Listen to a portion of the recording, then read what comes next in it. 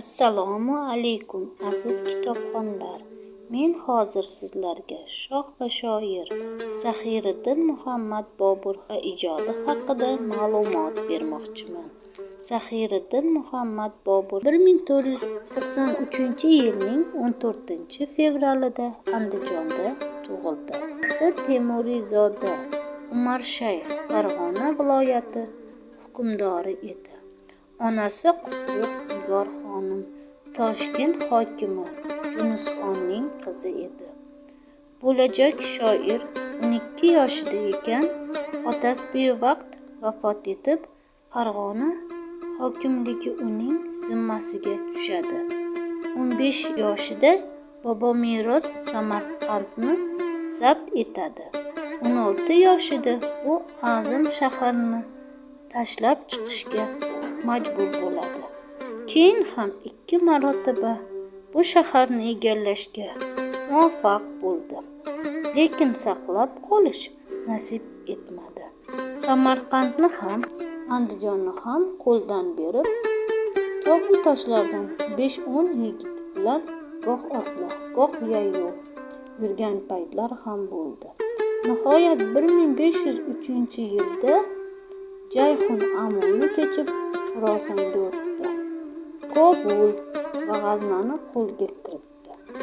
So'ng 1526-yilda esa Hindistonni zabt etib, katta saltanat o'rnatdi. Bobur ham shoh, ham shoirdir.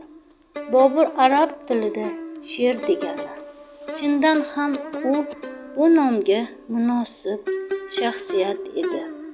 U tariximizning murakkab bir davrida yashadi.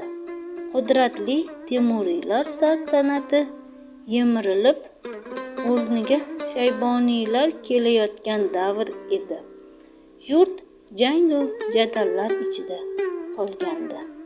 O'z yurtiga sig'magan Temurizoda Zaxiriddin Muhammad Bobur Hindistonga ketdi.